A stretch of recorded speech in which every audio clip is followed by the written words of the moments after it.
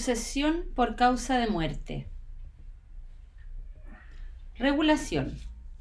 La sucesión por causa de muerte se regula principalmente en el libro tercero del Código Civil, denominado de la sucesión por causa de muerte y de las donaciones entre vivos, desde el artículo 951 al artículo 1385 del Código Civil. Es decir, el legislador le dedicó casi un libro entero a la sucesión por causa de muerte, exceptuando el título final que contempla las donaciones entre vivos, lo que demuestra la importancia de esta institución en el campo del derecho. Otras normas importantes es la ley del registro civil, la ley de la posesión efectiva y también la ley de impuesto a las herencias, asignaciones y donaciones.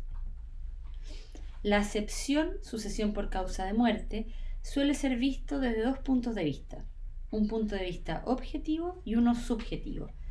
El sentido objetivo alude al objeto, a la masa de bienes dejados por una persona al morir, apunta al patrimonio, a la herencia en sí. El sentido subjetivo apunta al sujeto, es decir, al conjunto de sucesores que deja la persona al morir. Se refiere a las personas a quienes se les transmite el patrimonio, a los herederos.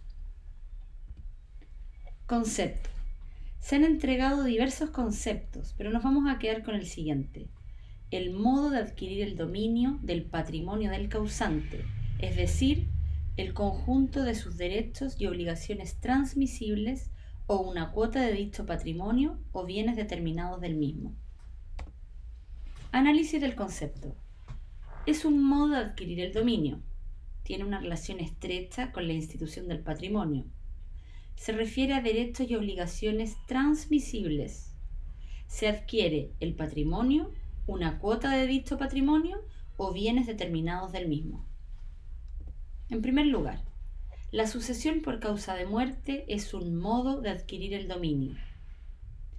El artículo 588 del Código Civil señala que los modos de adquirir el dominio son la ocupación, la accesión, la tradición, la sucesión por causa de muerte y la prescripción. Aunque no es un artículo taxativo, pues hay otros modos de adquirir el dominio, como la ley. Generalmente los autores o los profesores no suelen detenerse en esta parte de la materia, continuando directamente con las características de la sucesión por causa de muerte como modo de adquirir el dominio. Pero es importante profundizar acerca de lo que significa la sucesión por causa de muerte como un modo de adquirir el dominio, pues permite generar un esquema global de la materia que facilita su aprendizaje. Primero que todo, vale recordar la teoría clásica del título y modo, que señala que para adquirir derechos es necesario contar con un título y un modo. El título es el hecho o acto jurídico que sirve de antecedente para adquirir un derecho real o personal, por ejemplo, un contrato, un testamento o la ley. Los modos de adquirir son el hecho o acto jurídico que produce efectivamente la adquisición del derecho real. El artículo 588 del Código Civil los enumera, aunque no de un modo taxativo, pues hay otros. El artículo menciona la ocupación, la accesión, la tradición, la sucesión por causa de muerte y la prescripción, pero también hay otros modos de adquirir el dominio, como la ley. Por lo tanto, al concurrir un título y un modo, podemos adquirir los derechos reales y personales. El derecho real es el que se tiene sobre una cosa sin respecto a determinada persona, es decir, puedo perseguir la cosa en manos de quien quiera la tenga, y se encuentran establecidos de manera taxativa en el artículo 577 del Código Civil. Son el dominio, el de herencia, los de usufructo, uso, habitación, los de servidumbres activas, el de prenda y el de hipoteca. De los derechos reales nacen acciones reales. Por su parte, los derechos personales son los que solo pueden reclamarse de ciertas y determinadas personas, es decir, que solo puedo reclamar el derecho con quien he contraído la obligación. El artículo 1437 nos indica las fuentes de las obligaciones. señalando que son los contratos, cuasicontratos, delitos, cuasidelitos y la ley. Ahora, mediante el modo de adquirir el dominio que estamos estudiando, es decir, el de la sucesión por causa de muerte, podemos adquirir tanto derechos reales como personales. ¿Pero qué derechos reales podemos adquirir? Podemos adquirir el derecho real de herencia, pero también el derecho real de dominio. El objeto del derecho real de herencia recae en una universalidad jurídica, en la herencia o una cuota de ella. En cambio, el objeto del derecho real de dominio recae sobre un bien específico. A su vez, mediante el modo de adquirir el dominio de la sucesión por causa de muerte, también podemos adquirir derechos personales, como es el derecho a exigir a los herederos que cumplan con su obligación, es decir, con lo que se encuentra estipulado en el testamento dejado por el testador. En este caso, estamos ante el supuesto que el causante dejó por medio de testamento un legado de género a mi favor y por ende tengo el derecho a exigir que los herederos cumplan con su obligación. Veamos esto de un modo más gráfico.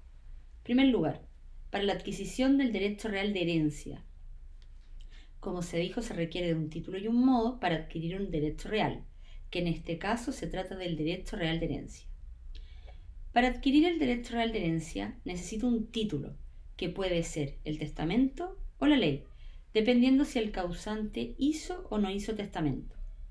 Si el causante otorgó testamento y además en ese testamento declaró como heredero a una persona, ese será el título, el testamento. Ahora, si no hizo testamento o hizo y no tuvo efecto sus disposiciones, pero por ley a una persona le corresponde ser heredero del causante, ese será su título, la ley. Luego, el modo de adquirir el dominio es la sucesión por causa de muerte y el derecho real adquirido es el derecho real de herencia. Ahora bien, para la adquisición del derecho real de dominio, a su vez, por medio del modo de adquirir el dominio de la sucesión por causa de muerte, también puedo adquirir el derecho real de dominio, aunque suene redundante. En este caso, el único título posible es el testamento, y procede en el caso que el testador haya dejado un legado de especie a una persona determinada. Debe tratarse de un legado de especie y no legado de género, pues como veremos, si se deja un legado de género, no se adquiere el derecho real de dominio, sino un derecho personal contra los herederos. El legado de especie es aquel en que el testador señala específicamente el bien que desea legar, es decir, especifica la cosa dentro de un género determinado. Por ejemplo, señala que lega su auto marca Fiat de patente CC-LLPP a Pedro. Finalmente, por medio del modo de adquirir el dominio de la sucesión por causa de muerte, también podemos adquirir un derecho personal, es decir, un crédito contra los herederos para el pago del legado. En este caso, también el único título es el testamento, y siempre y cuando el testador haya dejado un legado de género a una persona determinada. El legado de género es aquel en que el testador otorga una cosa genérica, es decir, una de muchas especies de las que tiene a una persona. Por ejemplo, lego a Juana uno de mis autos. Así revisada la materia será el orden en que será tratada más adelante, es decir, primero se estudiarán los títulos, como son el testamento y la ley, y luego se proseguirá con el estudio del derecho real de herencia. Continuando con el desarrollo del concepto del modo de adquirir el dominio de la sucesión por causa de muerte, podemos visualizar que existe una estrecha relación con otra importante institución del derecho civil, como es el patrimonio. La sucesión por causa de muerte es un modo de adquirir el dominio del patrimonio del causante, es decir, el conjunto de derechos y obligaciones transmisibles. Ciertamente, el patrimonio es el conjunto de derechos y obligaciones avaluables en dinero que pertenecen a una persona. Se han dado varios conceptos de patrimonio, pero nos vamos a quedar con ese concepto. Según la teoría clásica del patrimonio, el patrimonio es un atributo de la personalidad, un atributo de la persona. Es decir, toda persona, por el solo hecho de ser persona, tiene patrimonio, pues se entiende al patrimonio como una aptitud para ser titular de derechos y obligaciones. De este modo, A lo largo de la vida de cualquier persona se realizan un sinnúmero de relaciones jurídicas, ya sea como titular de derechos como también titular de obligaciones. Pero ¿qué pasa al fallecimiento de una persona? ¿Qué pasa con esos derechos y esas obligaciones? ¿Simplemente se extinguen? No, y he aquí la importancia de la sucesión por causa de muerte. Es precisamente por medio de la sucesión por causa de muerte que el patrimonio dejado por el causante pasa a radicarse en sus herederos, siendo estos sus verdaderos continuadores jurídicos. Con esta subrogación personal se evitan los problemas que pudiera acarrear la incertidumbre de no saber quién responderá a sus obligaciones. Aunque también hay otro argumento que señala que si el patrimonio no quedara en manos de los herederos, que principalmente son los hijos y familiares más cercanos del difunto, las personas no tendrían incentivo en cultivar y acrecentar su patrimonio. También la sucesión por causa de muerte es un modo de adquirir el dominio del patrimonio transmisible del causante. La regla general es que todos los derechos y obligaciones sean transmisibles, pero excepcionalmente no se transmiten. En cuanto a los derechos personalísimos, como el derecho real de uso y habitación, el derecho de alimentos, el derecho real de usufructo, pues se extingue por la llegada del plazo establecido por el constituyente y si nada se estableció por la muerte del usufructuario. En cuanto a las obligaciones intuito personae, es decir, aquellas contraídas en consideración a la persona. Por ejemplo, el mandato que se extingue con la muerte del mandatario y en general las obligaciones de hacer, como la obligación del artista de pintar un cuadro. La sucesión por causa de muerte es el modo de adquirir el dominio del patrimonio del difunto o una cuota de dicho patrimonio o bienes determinados del mismo. Mediante el modo de adquirir el dominio de la sucesión por causa de muerte, puedo adquirir la totalidad de bienes del difunto o una cuota de ellos, es decir, la herencia como una universalidad jurídica. Pero también puedo adquirir bienes determinados, ya sea específica o genéricamente. En el primer caso, la persona sucederá a título universal y en el segundo caso a título singular. Ahora vamos a ver las características de la sucesión por causa de muerte como modo de adquirir el dominio. Es un modo derivativo, es un modo de adquirir por causa de muerte, es un modo de adquirir a título gratuito y es un modo de adquirir tanto a título universal como singular. En primer lugar, es un modo derivativo. Los modos de adquirir se clasifican en originarios y derivativos. El modo de adquirir es originario cuando el derecho se adquiere espontáneamente prescindiendo completamente de un antecesor. En cambio, es un modo derivativo cuando el derecho emana de un antecesor. El modo de adquirir el dominio de la sucesión por causa de muerte es típicamente derivativo, pues el dominio de los herederos y legatarios no nace de ellos, sino que emana de un propietario anterior, que es el causante. La importancia radica en la aplicación del principio que nadie puede transmitir más derechos de los que tiene. Por lo tanto, si el causante no era dueño de alguna de las especies transmitidas, los herederos y legatarios no se hacen dueños de las mismas por el modo de la sucesión por causa de muerte, aunque pasarían a ser poseedores y podrían adquirir el dominio por otro modo de adquirir, como es la prescripción. A su vez, es un modo de adquirir por causa de muerte. Los modos de adquirir el dominio se clasifican también por actos entre vivos y por causa de muerte. Tal como se anunció en el concepto de los modos de adquirir, son hechos o actos jurídicos que producen efectivamente la adquisición de un derecho. Pues bien, en este caso, el hecho de la muerte es la que produce el traspaso del dominio. Este es el único modo de adquirir el dominio que supone el deceso de una persona. Es un modo de adquirir a título gratuito. Los modos se clasifican en onerosos o gratuitos, según si exigen un sacrificio pecuniario para el adquirente del dominio.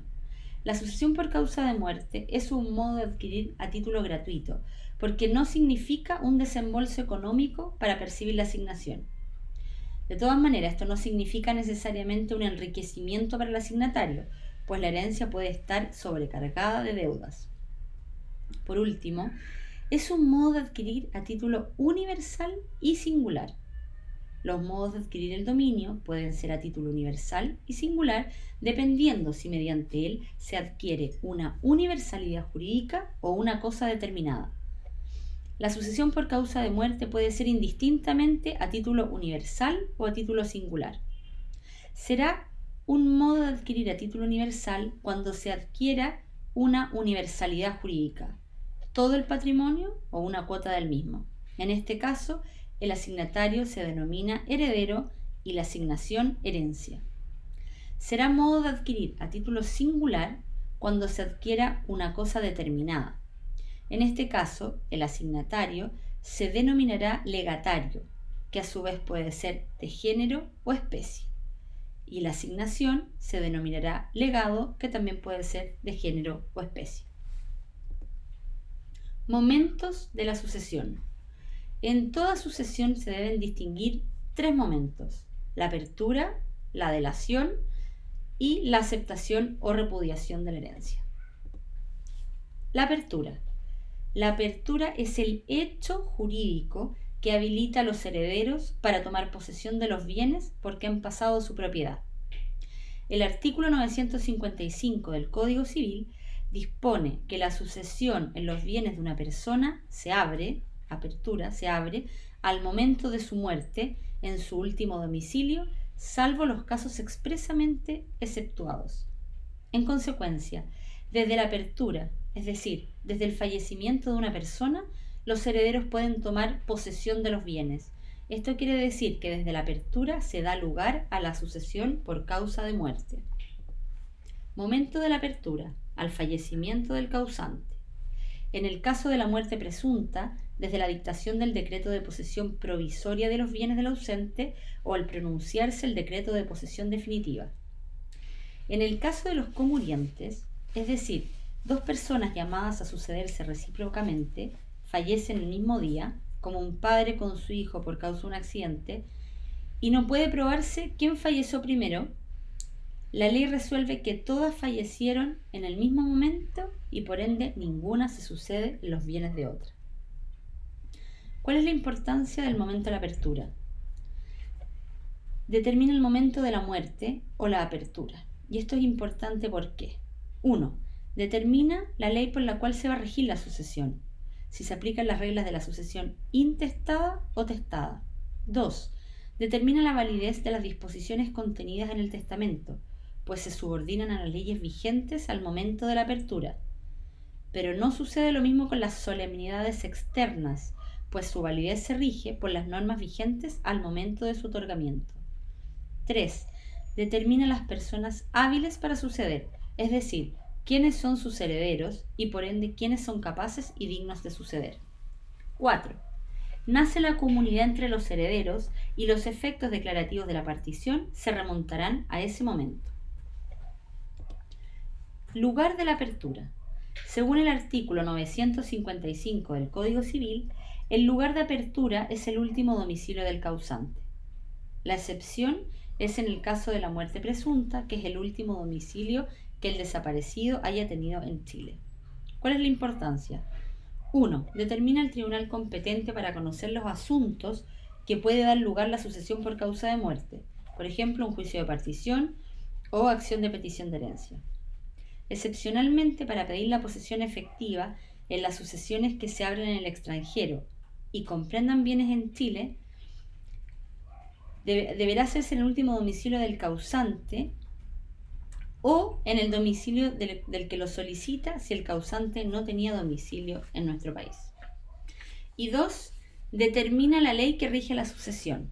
Si una persona fallece con último domicilio en el extranjero, se aplica la ley extranjera. Y si una persona fallece con último domicilio en Chile, se aplica la ley chilena. La finalidad es que la sucesión se regule por una única ley y no por pluralidad de legislaciones. Pero hay situaciones excepcionales en que, aunque la apertura de una sucesión se produzca en el extranjero, se aplica la ley chilena. Si un chileno fallece teniendo su último domicilio en el extranjero, su cónyuge y parientes chilenos se regirán por las normas chilenas en lo referente a la sucesión. Aunque en la práctica, esos derechos solamente se podrán hacer efectivos en los bienes situados en Chile, porque el resto de los bienes se regirá por la ley del lugar. Y también en el caso que un extranjero fallezca teniendo su último domicilio en el extranjero, pero deje herederos chilenos, pues los herederos chilenos pueden solicitar que se les adjudique lo que les corresponde en los bienes que el causante tenía en Chile. De la guarda y oposición de sellos. Desde el momento de abrirse la sucesión, desde el momento de la apertura, todo el que tenga interés en ella puede pedir que los muebles y papeles de la sucesión se guarden bajo llave y sello, hasta que se proceda al inventario solemne. Esto con el fin de que no desaparezcan. Es una medida conservativa principalmente en favor de los acreedores. La delación es el actual llamamiento de la ley a aceptar o rechazar una asignación. La herencia o legado se ofrece a los asignatarios respectivos y surge para ellos la opción de aceptar o repudiar. Por lo tanto, después de la apertura, nace para el asignatario el derecho de aceptar o rechazar la asignación. Oportunidad en que se produce al fallecimiento del causante. Por lo tanto, al momento del fallecimiento del causante, se produce la apertura y un instante después la delación, el llamado de la ley. Excepcionalmente, la delación tendrá lugar en otro momento cuando el testador haya otorgado asignaciones bajo condición suspensiva. Por ejemplo, que haya establecido en su testamento que deja su auto a María si María se va a vivir al extranjero. En ese caso, se producirá la delación al cumplirse la condición, es decir, cuando María efectivamente se vaya a vivir al extranjero. De la aceptación o repudiación de la herencia. Una vez producida la delación, los asignatarios se encuentran en posición de aceptar o repudiar la herencia. Por lo tanto, esta etapa consiste en el derecho de los asignatarios de aceptar o repudiar la asignación. Si aceptan la herencia o legado, lo hacen suya. Pero si la rechazan, nada adquieren. Este derecho de opción se justifica porque nadie puede adquirir derechos sin su voluntad. No se puede ser heredero si no se quiere. Y porque adquirir una herencia significa una responsabilidad para el heredero, sobre todo si la herencia está sobrecargada de deudas. ¿Quién puede ejercer el derecho a opción? Tanto los herederos como los legatarios. Pero los herederos además pueden optar por una situación especial, que es aceptar con beneficio de inventario. Esto quiere decir que pueden limitar su responsabilidad por las deudas de la herencia hasta el monto de lo que recibe. Oportunidad para ejercer el derecho. En cuanto a la aceptación, solo puede efectuarse una vez que se ha deferido la herencia. Por lo tanto, si la asignación está sujeta a una condición suspensiva, se deberá esperar al cumplimiento de la condición para esperar. En cambio, la repudiación puede realizarse después de la muerte del causante, con la sola apertura de la sucesión, aun cuando esté pendiente una condición. Importante recalcar que la repudiación siempre debe efectuarse después del fallecimiento del causante y nunca en vida de una persona. Nuestro código prohíbe la repudiación intempestiva, esto es, el permiso que le da el asignatario al testador para que no le otorgue su asignación forzosa. El motivo es que se trataría de un pacto sobre sucesión futura que adolece de objeto ilícito y la sanción es la nulidad absoluta. ¿Hasta cuándo se puede aceptar o repudiar? En principio no hay plazo para aceptar o repudiar, pero bien puede ocurrir que un tercero interesado, como un acreedor, demande al asignatario para que declare si acepta o repudia. O también puede ocurrir que un tercero adquiere el objeto de la asignación por prescripción. Por ello vale distinguir si es que hay requerimiento judicial o si no hay requerimiento judicial. Si hay requerimiento judicial, el asignatario tiene un plazo de 40 días contados desde la notificación de la demanda para aceptar o repudiar. Si no se pronuncia dentro del plazo, se entiende que repudia. Este es uno de los casos en que la ley le otorga efectos jurídicos al silencio. La doctrina le llama a este plazo para deliberar, pues consiste en otorgar un plazo para que la persona pueda decidir con conocimiento de causa se acepta o repudia. En este periodo la ley le permite inspeccionar el objeto de la asignación y solicitar medidas conservativas. Si el asignatario no comparece personalmente o representado, la ley le nombrará un curador de bienes para que acepte con beneficio de inventario. Si no hay requerimiento judicial, el asignatario puede aceptar o repudiar mientras conserve su derecho. Es decir, mientras un tercero no adquiera la asignación por prescripción. Si se trata de un heredero, mientras un tercero no adquiera el derecho real de herencia por prescripción adquisitiva de 5 o 10 años. Si se trata de un legado de especie, mientras un tercero no adquiera el derecho de dominio por prescripción adquisitiva. Y si se trata de un legado de género, al prescribir su acción personal de exigir el cumplimiento de la obligación. Esto ocurre al cabo de 5 años desde que la obligación se hace exigible. Libertad para aceptar o repudiar la asignación. La regla general es que todo asignatario es libre de aceptar o repudiar una asignación. Por consiguiente, en principio, nadie puede ser forzado a aceptar o repudiar. Excepciones. El asignatario que es requerido judicialmente y no concurre dentro del plazo establecido. Pues en ese caso se entiende que repudia. También el asignatario que sustrae efectos de la asignación, pues en ese caso se encuentra obligado a aceptar. El heredero que sustrae bienes de la herencia tiene doble sanción. Por un lado, pierde la facultad de repudiar, debe aceptar la herencia, y por otro, pierde los derechos en los bienes sustraídos, aunque mantiene su calidad de heredero. Tercer lugar, los incapaces no tienen libertad absoluta, pues deben pronunciarse por medio de sus representantes legales. Los incapaces de administrar lo suyo solo pueden hacerlo a través de sus representantes legales o con el consentimiento de estos. Y por último, el marido casado bajo régimen de sociedad conyugal requerirá el consentimiento de la mujer para aceptar una asignación que le ha sido deferida a ella. Características de la aceptación y la repudiación. Puede ser expresa o tácita, se trata de un acto jurídico unilateral, es un derecho transmisible. No puede sujetarse a modalidades, es un derecho indivisible, irrevocable y opera retroactivamente. En primer lugar, la aceptación y repudiación puede ser expresa o tácita.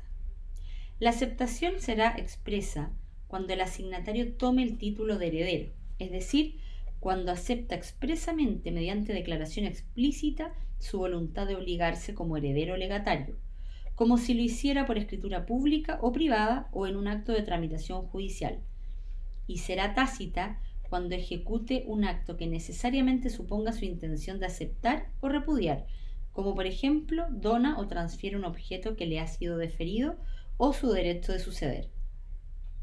Los actos puramente conservativos de inspección o administración provisoria urgente no son actos que por sí mismos supongan aceptación. A juicio de algunos, la repudiación es siempre expresa, a menos que la ley la permita manifestar de otra manera. Señalan que al tratarse de un acto de renuncia, una abdicación de un derecho, no se presume sino en los casos previstos por la ley, como en el caso de no pronunciarse dentro del plazo legal. Además aluden a que el artículo 1241 solo enuncia la aceptación. 2. Se trata de un acto jurídico unilateral. La aceptación y la repudiación de una herencia o legado son actos jurídicos unilaterales porque requieren la declaración de voluntad de una sola parte, de una sola persona o una sola parte. 3. Es un derecho transmisible. Si el heredero fallece sin haber aceptado o repudiado la asignación, transmite este derecho. El motivo se explica porque con la sucesión por causa de muerte se transmite todo el patrimonio transmisible del causante, dentro del cual va incluido este derecho de opción. Este es el derecho de transmisión que se analizará en profundidad más adelante. 4. No puede sujetarse a modalidades. La aceptación o repudiación debe ser pura y simple. No se puede aceptar o repudiar condicionalmente ni hasta o desde cierto día. La finalidad es que la situación no quede incierta afectando a otras personas. Y esta es una de las excepciones a que los actos netamente patrimoniales admitan modalidades. Otras excepciones que veremos más adelante son las legítimas y las mejoras. Es un derecho indivisible. El derecho a aceptar o repudiar es indivisible, es decir, no se puede aceptar una parte y repudiar el resto. Excepción. Al transmitirse esta facultad a los herederos del asignatario, ahí se hace divisible. Esto ocurre cuando opera el derecho de transmisión, es decir, cuando fallece una persona sin haber ejercido su derecho de aceptar o repudiar, transmite este derecho a sus herederos y cada uno de estos herederos o transmitidos tendrá derecho a aceptar o repudiar su cuota. También, al deferirse dos o más asignaciones, el asignatario puede aceptar algunas y rechazar otras, pero no puede repudiar la asignación gravada y aceptar las otras. Como contraexcepción, se podrá aceptar la no gravada y rechazar la gravada cuando se defieran separadamente por derecho de acrecimiento o de transmisión o de sustitución vulgar o fideicomisaria o cuando se haya concedido al asignatario la facultad de repudiar separadamente. Por ejemplo, un heredero por derecho de acrecimiento le corresponde los bienes no gravados. En tal caso, este heredero podrá rechazar su legado. Otro ejemplo también, cuando por testamento se haya concedido al asignatario la facultad de repudiar separadamente. 6. Es irrevocable. La aceptación y repudiación son actos jurídicos unilaterales que se perfeccionan por la sola voluntad del aceptante o repudiante. Por lo tanto, en principio, una vez manifestada la voluntad, no es posible retractarse o rescindir el acto. Excepciones en que se puede solicitar la revocación o nulidad del acto. En primer lugar, si se pronuncia por un incapaz de administrar lo suyo o relativamente incapaz sin cumplir los requisitos legales. Por ejemplo, no lo hizo por medio de un representante. También, 2. Si concurren vicios del consentimiento como error, fuerza y dolo. Y también lesión enorme. Aquí se aplican las reglas generales en la materia, pero con algunas particularidades. En el caso del dolo, al tratarse de un acto jurídico unilateral, no hay contraparte y por ende el dolo puede provenir de cualquier persona. El error no fue considerado por la ley, por ende no tiene cabida como vicio de la voluntad, aunque para algunos sí procede tratándose de la lesión enorme cuando se desconoce alguna disposición testamentaria y además que disminuya el valor total de la asignación en más de la mitad. Y como decíamos, procede la lesión enorme.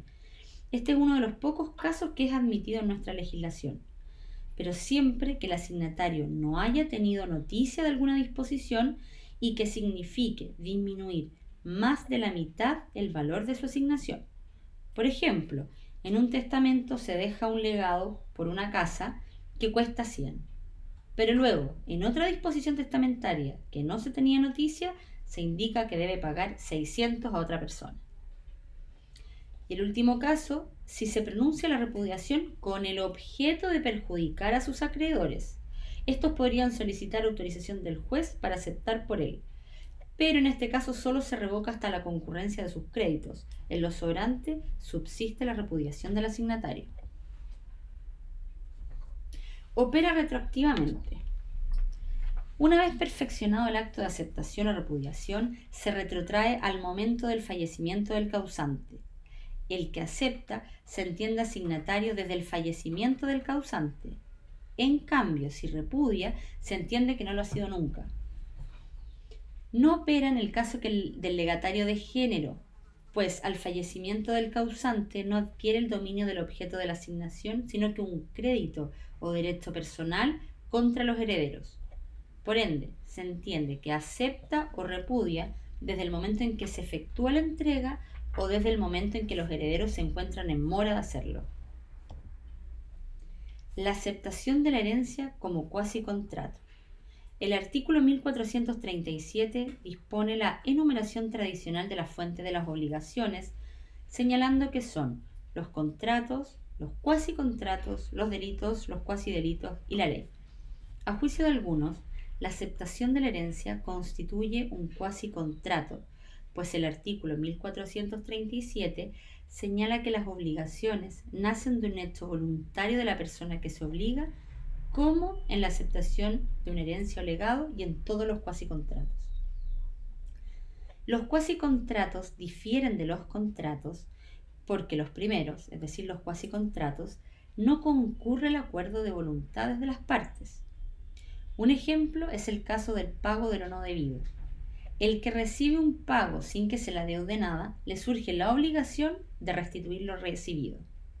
En el caso del testamento, las disposiciones del testador tienen el carácter de una declaración unilateral de voluntad que surte efectos al fallecimiento del mismo. Y para algunos, para que se perfeccione el vínculo jurídico entre el causante y el asignatario, es necesario que el asignatario acepte la asignación configurándose como un cuasi-contrato. Pero en realidad lo que hace el código es asimilar los efectos de la aceptación de una herencia o legado con los efectos de los cuasi-contratos, pero no los tilda de tal, por eso los menciona de manera separada. Además, la herencia o legado no se adquiere por la aceptación o repudiación de la misma, sino directamente de la ley o testamento. La necesidad de aceptar o repudiar responde más bien al principio que nadie puede adquirir derechos contra su voluntad, y también para evitar perjuicios por las eventuales cargas de la herencia. Estos conceptos son muy importantes para que sean revisados.